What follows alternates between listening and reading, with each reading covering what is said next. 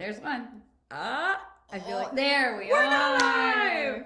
It is 10:02.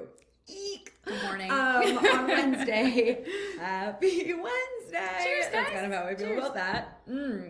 So, live at 10 a.m. with the Dahlia Group, Yeah. and it's me and Rachael. Hi. I don't even remember the last time you and I It's did been a one of these while. together. It's been Yeah. I feel like we get thrown in together like once a month. I month know, or something. and it's Yeah. like, oh my goodness. Well, at least we're at you and with you every Sunday, right, with our market and real estate facts. But today, you get us for live. That's right.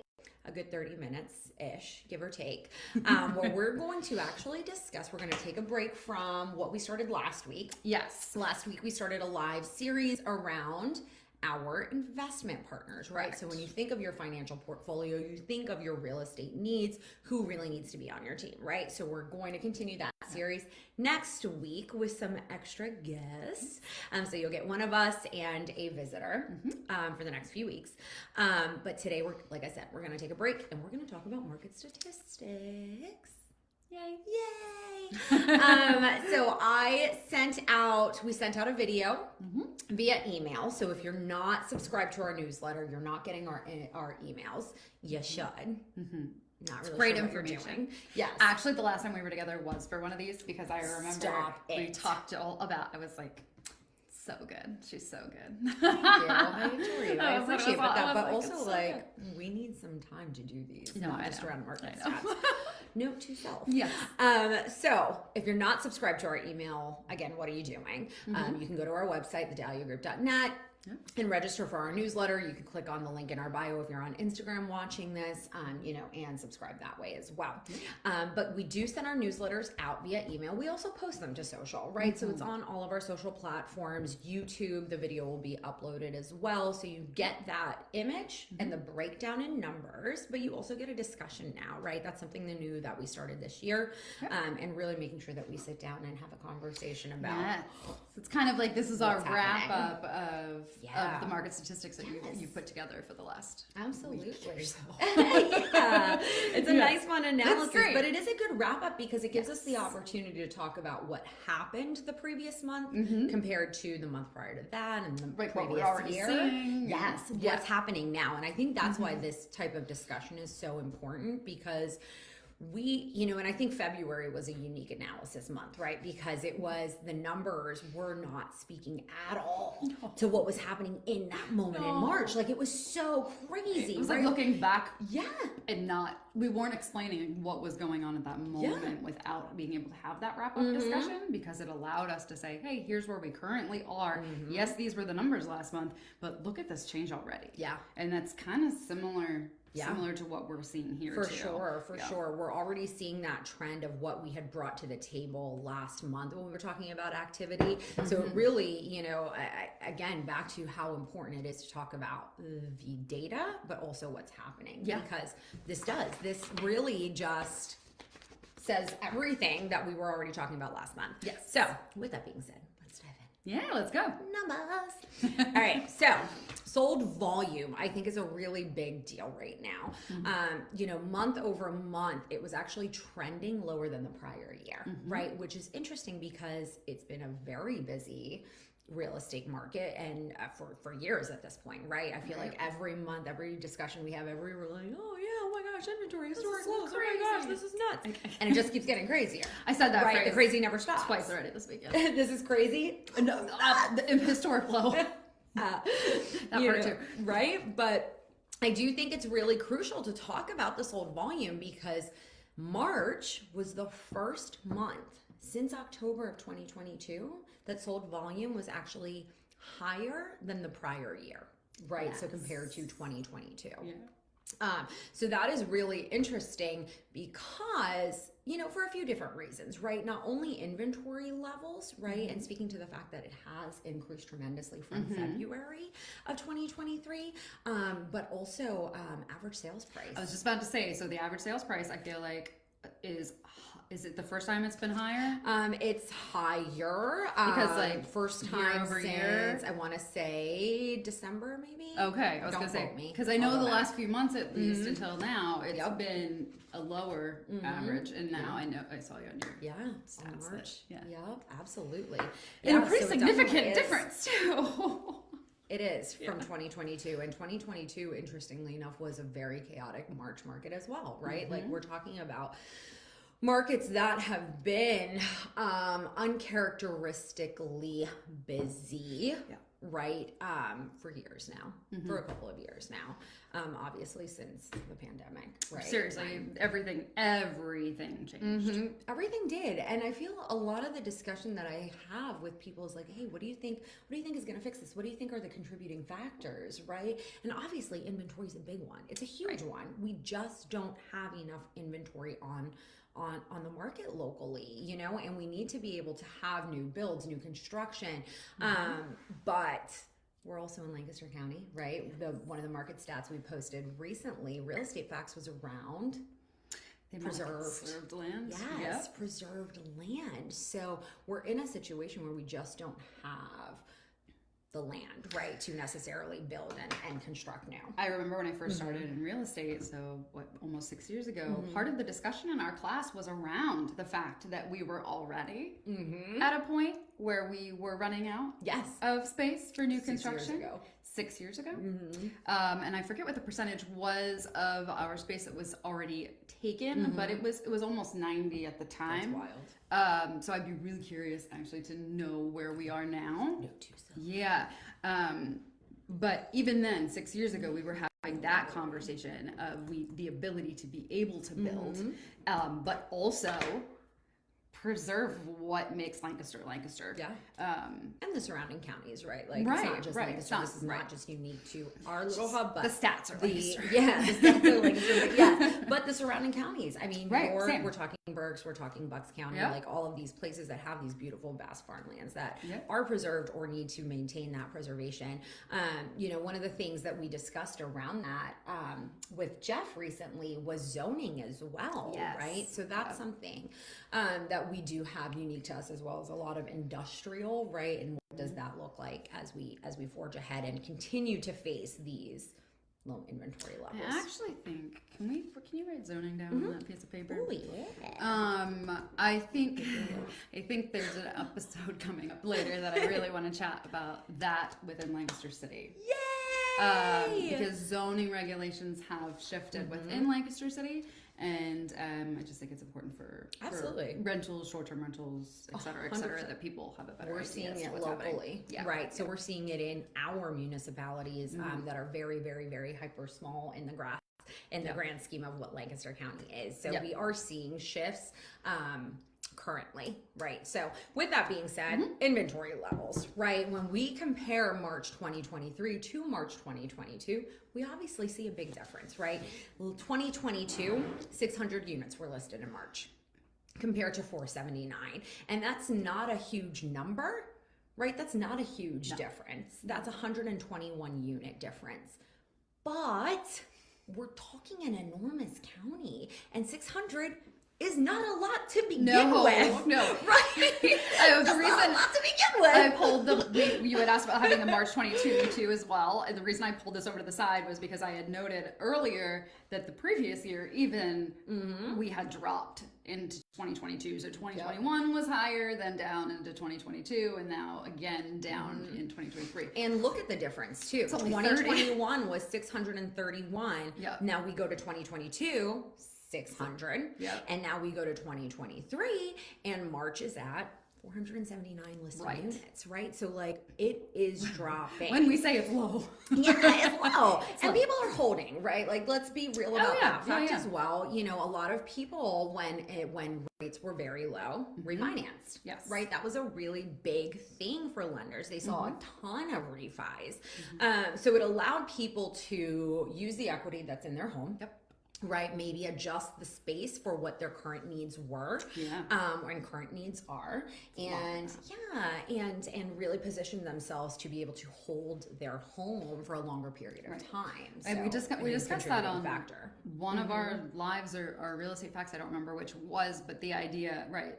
A lot of what's affecting inventory is those people that are going in that are your typical first-time home buyers. They got those homes as their starter homes. But their starter homes are now their forever homes. And obviously during the pandemic, it was huge. It was part of it. It was a huge part of it. So it's really affecting inventory. I do think age gap too. That's something that I talk about frequently, right? We have this like weird limbo where people have been in their homes for a long period of time, but they're not quite at retirement age, right? They're not quite at a point where they're ready to downsize or move or whatever, right? Size. Right size. But we also have a large group of millennials, of people that are transitioning into home ownership or hoping to transition into home ownership, right? But there's no inventory, right? Or are in their first home, are in that starter home, right? And they need to now increase size or whatever the reason might be, right size. And there's an adjustment, I think, within that. So it's very interesting to see. Yeah, it's definitely not even across the board like what it used to be. They're and a little bit, I think, is sort of student loans and stuff like that. Oh my gosh, right? But you know, we're not going to get into that. But for that generation, for our correct. So for our generation, that is a lot of it, because we're almost at the point now where Gen Z is about to start. I mean, I had kids out the other day looking at a house, and the girl said 5 years ago she was in high school. And I was like, yep. That's the generation under us. Absolutely. So, and they're looking to purchase. Right. Yeah. Right. So now we have millennials still trying, and then we have our Gen Z coming in. Yeah, it's pretty wild. It's wild. So there are a lot of homeowners currently, that a lot of different generations. And age groups that are holding and hoping to hold inventory and homes, property. So with that being said, I feel like listed units we've covered tremendously. Let's talk about pending units, right? So 385 went under contract last month compared to 479 that were actually listed, right? And that's pretty typical. It's there's always going to be slightly less that have pended, right? Especially when we talk about like the tail end of the month, right? If there's an increase of inventory right there at those last few days, right? Those things are carryovers. So it's not really surprising that it's going to be less than listed units. And the surprise is going to be when the gap is really big. I was saying when that difference is big. That means that homes that are being listed aren't actually being absorbed into the market by buyers, and then we start, making adjustments, and that's when you'll see, potential interest rate adjustments. You'll see some different things on the list side of things as far as processes, the way people market, and just best practices overall, from one side to the other of the transaction. We had a best practices discussion earlier this week in regards to our current market. Absolutely. It's so important. It really is, to be able to think about what is happening right now, to reflect on the data, not only compared to the previous year, but the previous month, and really talk through what that trajectory looks like and what we're feeling as these things continue to change. How to represent our clients in the best way possible in the current market. Absolutely. As always, You have to be in the best position possible, especially in a market like this where timing does matter, right? When what your buying power is unbelievably important. And from a seller side of things, like, it seems super easy. I'll list my house, it's gonna be sold in a day. Yeah, it will. Maybe, but will it also be sold for the highest dollar amount, right? Was it 20%? Is it that even in today's market, the net is 20% more when you're with a realtor? Is that absolutely? I think that's the stat. 20%, a little over 20. Yep. Yeah. Absolutely, but it is so important. And honestly, not just any realtor, right? Like, you really need to make sure that your marketing strategy and your pricing strategy are really, really solid, right? You need and a knowledgeable person's advocating for you and understands what to do. For sure. So with that being said, pending units are obviously lower than the listed units. But sold units, are consistently holding from month to month. So I think that is really important to note. Obviously, February was an interesting one where we had 247 sold units, but we also only had 322 listed units, right? So it's already a difference there. Yep. So I wouldn't, necessarily look at that and fret. But I do think it's very important to talk about pending homes. Pending homes, I mean, that's what's determining your current market. Absolutely, because that is a key indicator of what is actually happening on the ground, in the field. What's actually going under contract, right? And when we look at the pending home sales compared to last month, we are finally at a positive again, right? So that's really cool to see. 23.4% compared to the previous month. And part of that is inventory, right? When we look at 536 compared to 367, that's a pretty big difference. But again, inventory does play a slight factor in it. To last year is where we're seeing the negative. And again, inventory is playing a factor in that. We just don't have enough homes to actually go on market and, and go under contract. So that comparison is obviously going to be a little bit low. We talked about the average sales price, right, in comparison to last month. So $320,187, $187. We'll say $320,000-ish. Compared to last month, that was $302. Right. So we are already seeing that increase. And I will say, we talked about loss after loss after loss, right? How many offers are we writing? And we're using the strongest strategies for each individual buyer and what their capability is. But the reality is, there's a lot of competition out there. There is. Driving prices up. And I do think we're going to see an even higher average sales price in April. Yeah, I do too. Absolutely. We're seeing cash differences in appraisals. We're seeing more cash offers coming back. So don't be surprised as a buyer if you don't have that liquidity, right? You don't have that cash to make those appraisal gaps up, or to go in with a full cash over asking offer, that you don't be surprised that you're going to be up against that. Correct. With that being said, that does not mean that you are not able to purchase. It takes patience in this market. It really does. With knowing that information and making sure that that's there and that's stored, right? It's important to know.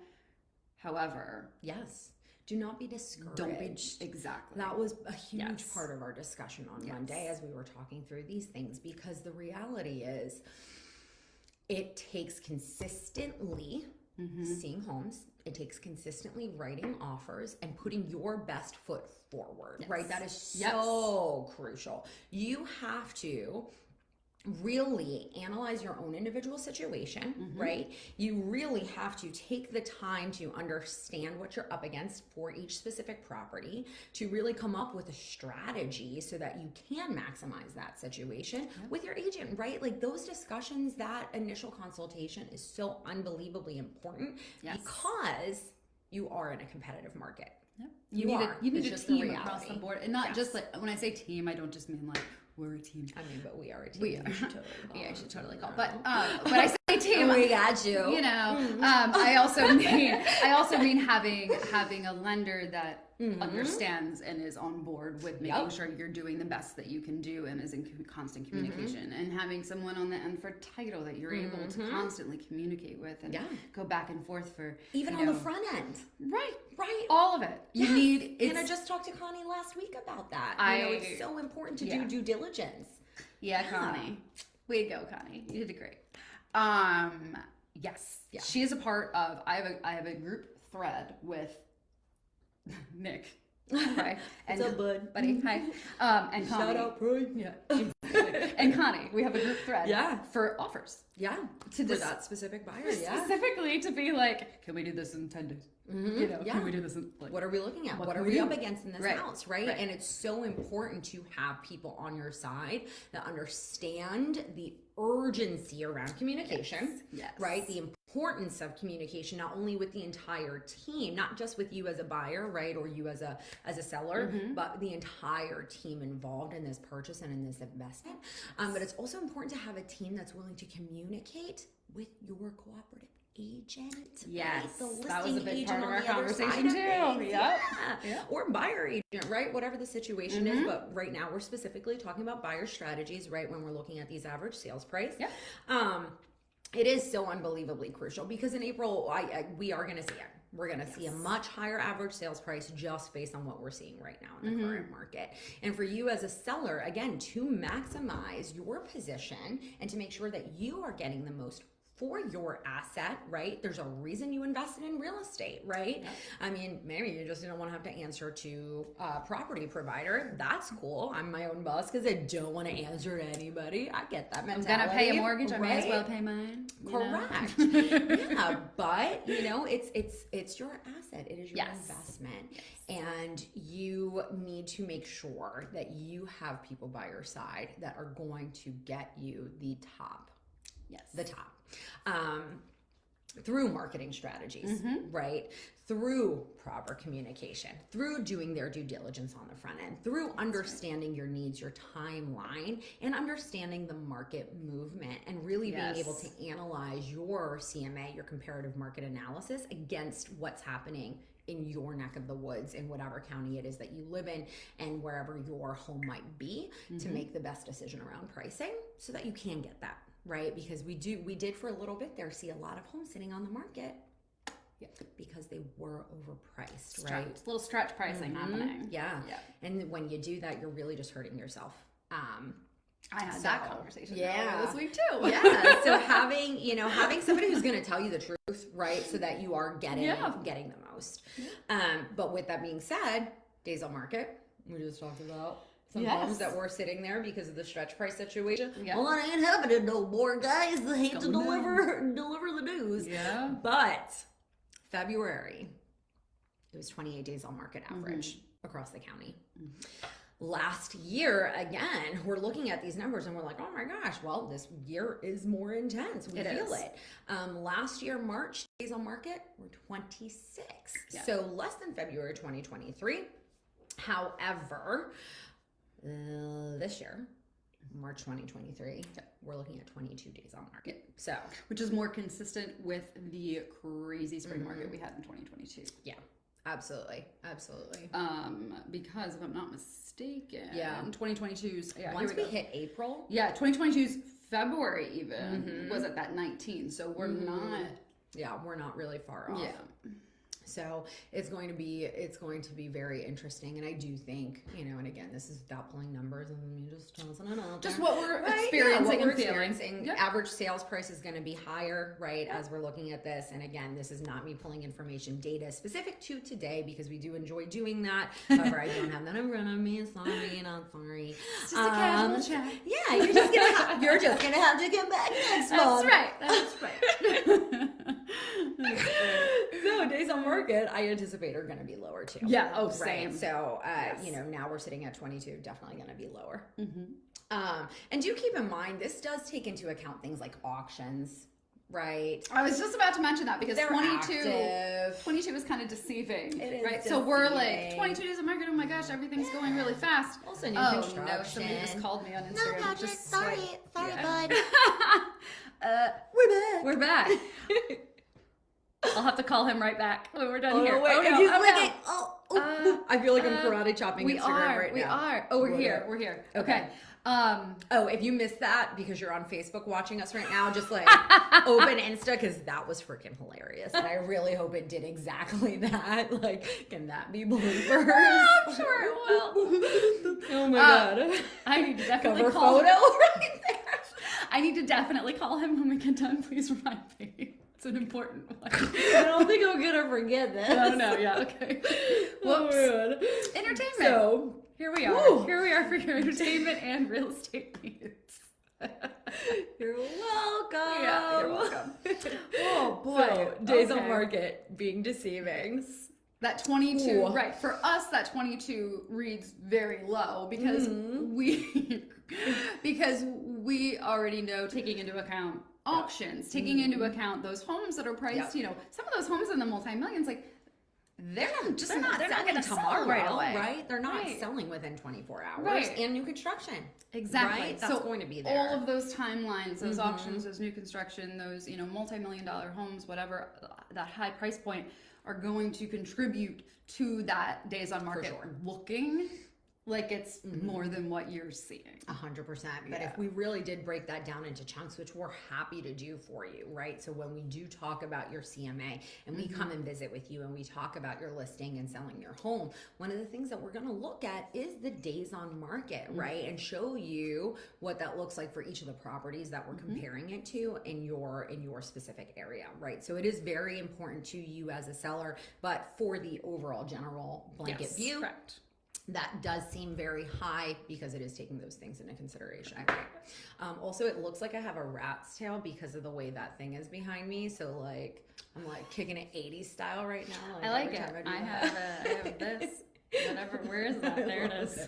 I don't have a rat's tail, guys. No, it's cute. It's a cute little decor thing back it there. is. See how lovely it is? Cute. Just not lovely. I will say, so in terms of days on market, when we get into the inventory and absorption rates, you can really see then with that month's inventory where the homes are that are putting that number higher. So based on this, obviously this 400 to 500 to me screams a lot of new construction fall in the 400 to even 650, right? A lot of them do. Not to say that you can't get new construction under that. You can, for sure. For sure. Call us. For sure. But a lot of the new construction in this area does fall into those categories, right? And so their month's inventory or their absorption rate, right, is very different. Yeah. Same as the homes that were the 650 plus homes, where those multi-million homes fall in. And they have the largest month's inventory or the lowest absorption rate. Which interestingly enough changed from February It 2023, right? So when we look at that price point specifically, 650 and above in February 2023 had a 63.2% absorption rate, right? That means 63% of the homes that were being listed were being absorbed into the market, going under contract, selling, right? Yep. Compared to March 2023, we're looking at 47.37, right? So that's a big enough difference that it pushed it to over 2 months worth of inventory. Right. So things in that price point. Yep. Absolutely. So they're sitting for a little bit longer. Like Rachel said, this all coincides with the days on market. And that's why we do include so much data, because all of this ties in together. It really does. It all speaks to each other. It's all connected, right? One thing is going to impact the next. So it is very important to understand that as well. So very interesting to see that. I think for me, the interesting ones too were the 300 to 400. Yes, I noticed that too. From February to March, definitely. So February, 300 to 400 price point, we actually had a 55% absorption rate. Yes. That's not a lot because we're talking an average price of $302,000, right? Like if that's our average. What's funny is just under it was over 90. Yeah. The price point just under that was over 90. For sure. In February. And again, this is February 2023. Now we move to March 2023. 300 to 400,000 is at 84.7, so almost 85% absorption. Guys, that's a really big difference. 55. That's a huge difference from the previous spring month. market. Yup. Here we are. We told you. We told you back in February, and here we are telling you, see, we were right. We were right. Come back next month so you can hear how we were right again. And the month after that, and the month after that. Just kidding. But seriously. No, seriously. But it's very interesting to see. Yes. It's very interesting to see too the transition in the different price points. So when we do look across the board, there are some changes, small changes. Those two are really the big ones for us. Additionally, I would say the 500 to 650 would be like the next big difference. Yeah. Not nearly as big of a gap, right, as the other two. We went from about 46% to about 57%. So still an 11% difference, right, from that price point. And we are seeing inventory, just increase in those areas as well. Yeah. So across every single price point, inventory is going up. Absorption rates are increasing across the price points as well, with the exception, like we said, the 650 plus and that luxury price point. And I do want to say too, and I think I've said this, and I think I say this almost every flipping time, and Good I job. caught myself. I did not the other day. That's fun. That's the joy of like being live. Sorry, right? Not sorry. Welcome. She's not sorry because it'll go on our blooper reel.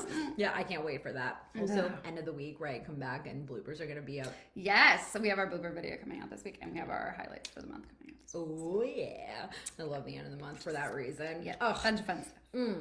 But going back to absorption rates, going back to inventory increasing, you know, it is a very interesting market. And I think that is the best nicest way to put it. Very interesting market. It's a very interesting market, but it is able to be navigated. Correct. It is navigable. Yes. It's navigable. Yes.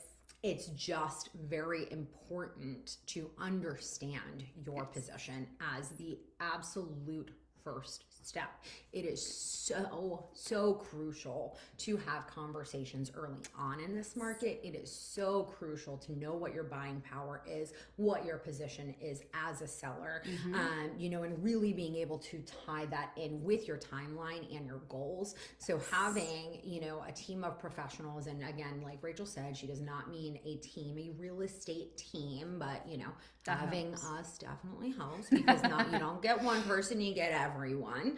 Our conversion rates are pretty great. Anyways, but it is so important, right, to do your due diligence and really set yourself up for success in this market. Yes, 100%. I on Facebook yesterday saw a handful of people that I had gone to high school with, one of whom I was assisting a few years at the beginning of the pandemic, who they ended up going a different route at the time. Due to, you know, frustration at the beginning of the pandemic. Yeah. I mean, how do you buy this in that? Right. You can't even walk into homes at that time. Right.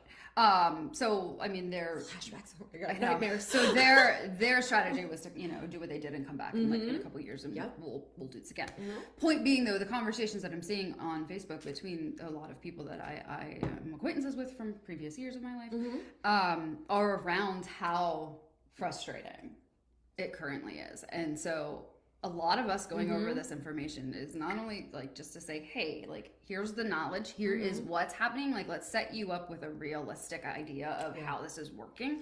But with that realistic idea in mind and knowing that, talk to us, because we can help you navigate what is currently happening. Absolutely. So that frustration level is not as amplified. Yes, because it's going to exist. It's going to be, that's the reality of it the is situation. Right now. Right, this exactly. is not, no matter what position you're in, inventory is low and you're up against competition. And it's going to be frustrating, right? At moments. Patience is crucial, and we are here to calm your mind, hopefully.